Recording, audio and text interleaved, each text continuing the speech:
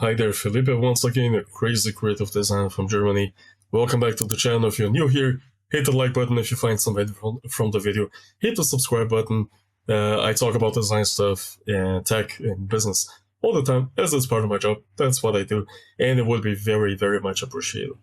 Thanks a lot. So, today I wanted to showcase a little bit my workflow and the process and the tools that I use as a creative designer 2025. And no, this is not going to be one of those crazy AI videos where you use like 17 different AI tools just to get a one-page starter, you know.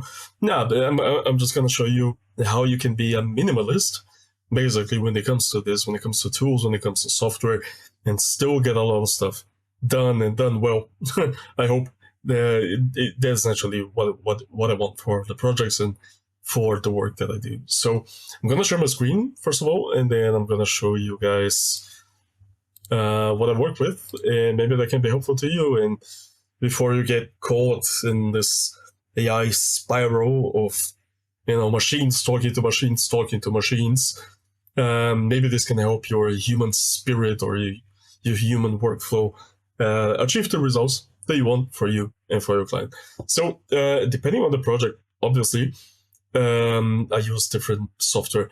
I like to keep things relatively simple, so let's start with Milanote. Milanote is a project management platform where you can see different boards, where you can create different boards, and you can create boards with pretty much any type of content.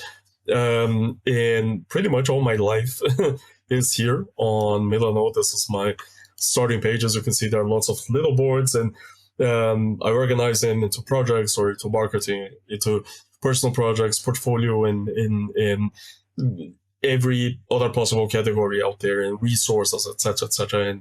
And some people will know Miro, or they will know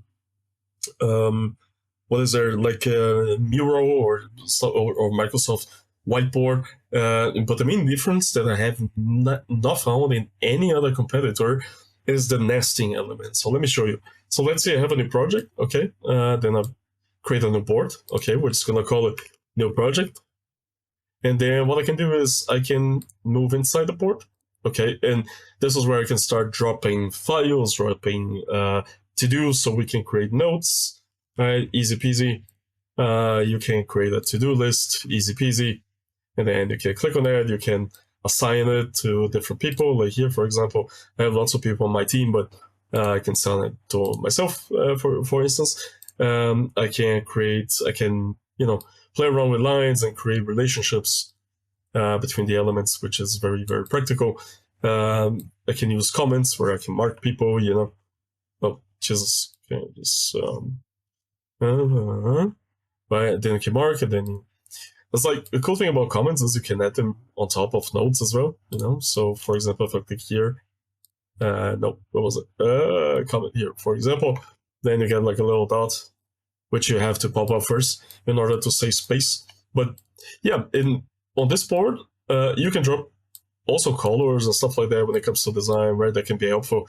And there are other tools as well, like links and sketches and map and document, but I basically don't use those very often. So I use the ones that are pinned here. Also the ones I can create by double typing, which is very, very easy, very, very simple. And the cool thing is you can give access to this board to anybody on your team, or you can invite someone external. You go here to share, and then you can share an editor with a link. And then via the link, they can access this board and they can edit, or you can share an only read-only link here, and then you can set the settings, what you want, what you don't want, and anybody can take a look but not change. So the major USP that I've found on Milanote that I've never found anywhere else is the nesting. Nesting, I'm going to show you what it means. So the nesting is like the babushka dolls, right? There is one babushka inside the other, inside the other, inside the other. So you can segment it even further and create depth and create different levels of project management. Okay, so let's say I go to the board, and let's say we want a subboard, let's say just for web design. Okay, then I can create a new board. It's called web design.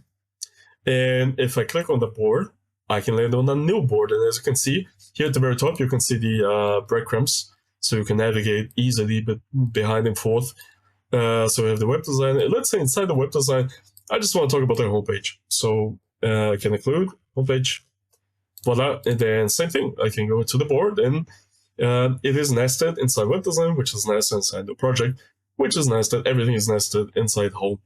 And then here you can do the same. You can add notes, you can add colors, etc. What is also cool, they also have templates.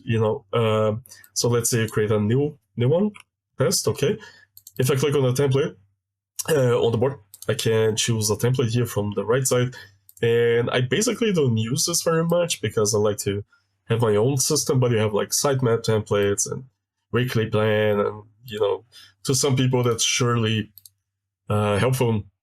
To me, not that much, but yeah, it's a starting point, and then you can go from there.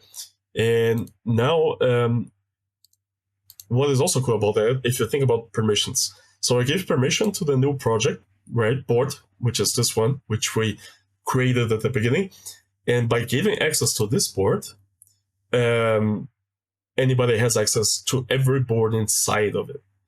All right, so any editor that I copy here and give access to the new project board is going to be able to access the web design board and the homepage board and the test board. So it's nested. Also, the access is also nested via hierarchy. So for example, if I want to give somebody access just to the web design board, then ideally we would have to remove the access to the new project board. So I can click like that, access removed, and then I go into the web design board, and then I can give here the access on this level. And so anybody who has a link can only access everything inside web design, including the supports, but not the new project, not the parent board, which is very cool and very good for project management and client management. So my life lives on Milanote. As you can see, it's organized by projects and categories, and you can, drop stuff into that, and you can visualize everything. That's what I love about it, to be able to visualize, like the different elements, different there you go, like inspirations, etc., etc. So there will be two, number one, and the major two that I use every day. Let's see how long this is getting. I don't want to make it too long. So from Milanote, let's go to Trello. Trello is, I'm not sure if you know of it, but maybe you do. It's very easy peasy to use. It's basically a to-do list for teams, and so you get to also work with boards and with workspaces. So I'm in the workspace of myself and one of my programmers, one of my developers. And as you can see, we have boards on the left. You can create a board for every new project. Okay, so you can create like project, blah, blah, blah. Oh, I've used up all the boards. So let's see, MISC. Yeah, I can close that. Okay, so you can have maximum 10 boards at the same time here inside one workspace, which is generally enough because I can just divide it into different workspaces. So we can create, let's say you can create a board, which will be a board for a new project, test project. And then what I like to do is to create to-do lists with different levels. So to do, I have doing, I have feedback, I have done, I have discussion, and I think I have pause, pause and archive. There you go. So basically everything that the team has to do goes here. Right? So create a new design for XX. It will be one card, okay? And then I can go into this card, and then I can drop images, I can drop a description, I can mark one of all the members or one of the members, and I can give it a cover, I can give it a label, such as red for high priority, for instance. Also can upload images, as I said, which is basically just copy pasting. We'll upload an image, and then you can move the cards between the different stages, right? So this is what you do, and let's say somebody starts doing it, and then you can move it to the doing list, and then it goes to the feedback list once it's ready for me to review. Then after that, I'll put it in the done list, and every new idea goes here into discussion and polls for whatever it is that has to be paused, and it's not going to be worked on. So this is the way I like to structure it. If you take a look at the other projects, you're going to see it's exactly the same structure. I like to work like this. It's very practical, and you can just collaborate very easily. There are other functions here like power-ups or buttons, but I actually don't need that. So this is more than enough for me as a to-do list for teams. So yeah, it's fantastic. I can recommend it. By the way, no sponsoring by anybody here. I'm just showcasing my project management software. All right. Then we have classic email, and then we have WhatsApp Business. Of course, WhatsApp Business is the main direct communication channel for me, clients and collaborators. Not for the project management, but for major communication, I prefer WhatsApp instead of email. But it depends on the case. Then I have WritingMate, which is a combination of different AI models. So it includes, let's say we want to do chat. It includes Claude, GPT, Mini, O3, Llama. There are other models as well, but they're on the top plan or whatever that I don't need to use. So you can pick your model depending on the situation, right? Some are better for this, some are better for that, for example. But I do find that Claude works pretty well for almost anything. You can add a search for the internet, so it visits websites, and then you can also generate images and attach files as a reference, or stuff like that. You can also do it via voice input if you're tired of just typing out all the time, which I do sometimes. So it's basically ChatGPT, what everybody knows, but in a with different models and with a different interface where I get to prioritize the different models according to what I need, according to what the project calls for. All right. So it's very helpful for brainstorming, creating text generation for websites, for example, where I like to, instead of using templates, to actually create some type of text that flows together. Not that it is a professional copywriting, but I like to have it, and I like to create content that goes together with the visuals. So very practical, obviously.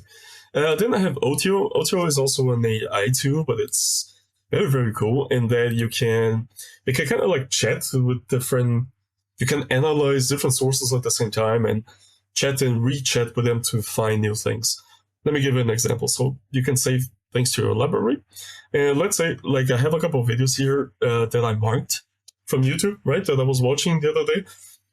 And so I put them, I bookmarked them, and then they show up on my library. So let's say I want this video, this video, this video, this video. Okay, so 4 videos. And what I want to do is to analyze them, is to have the main takeaways, and is to condense the knowledge from several videos into one clear, structured path. Let me show you so I can start a chat with all the 4. Okay, and then as you can see, we already have the transcription done for us. That can be very practical as well. If you need it for something else, you can get a summary here. There you go. It's generated automatically and very quickly. And the coolest thing about it, as I mentioned, is to chat or to analyze and work with many sources at the same time. So we have 4 videos here. Excuse me, the ones that are marked. And what I can do now is indeed give me the differences between those videos or summarize them. But what I like to do is to give me the takeaways in bullet points from all videos. All right. So there are also tools like search the web or create images as well, but I barely do that. And now we can ask the question basically, and then we chat, we interact with these videos. And so the tool is analyzing the videos, is going through the content, and it's summarizing and giving it to me in a way that I would like to have it in order to properly understand it, in order to spend less time just watching videos, and I can have all the main takeaways here. So there you go. See, so it's now starting to give me the takeaways from the different videos. And also the chat gets saved as well, and the chat history. You can restart the chat, and you can save the videos to your library, and you can organize your library as well with different folders, as you can see. And so you can just move the chat inside it and have it for different categories. So fantastic little tool. I can only recommend it. Very cool. Then let's see. Then I have maybe I can do the other ones first. I have Zoho CRM for marketing, for dealing with marketing. I'm thinking about switching to HubSpot, but for now, Zoho CRM because it integrates with my email domain. But I'm not happy with it. It's way too manual, takes up way too much time, and but in general, like for email marketing, it's okay. But there are better tools, and I'm looking into HubSpot right now. Yeah, but I have so many tools. I'm not gonna go through all of those now that I talk about it, just the major ones. Then I work with the website builders. Then I work with Webflow and with Shopify. Mostly those are the two I work mostly with. Sometimes also a little bit WordPress and Wix, unfortunately, just if people really, really insist on it, because I really want to stay away from that piece of crap.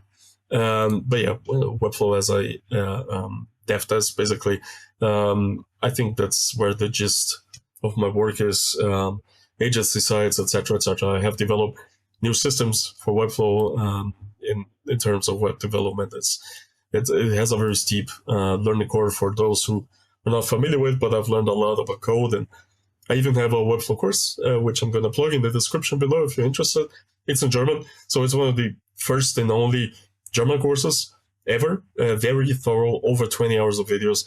Check it out. Maybe it can help you, and let me know if you have any questions about that.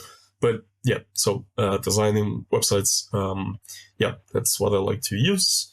But it's not a universal solution. I also work with Web Studio here and there, depending on the usage. And I'm looking at Todo and PeachWeb at the moment, but I think they're still lacking some features which I really need.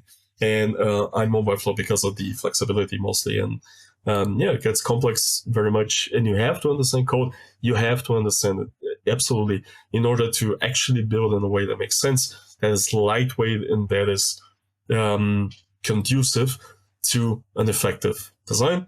And then Shopify for shops, which is yeah, also like half of what I do.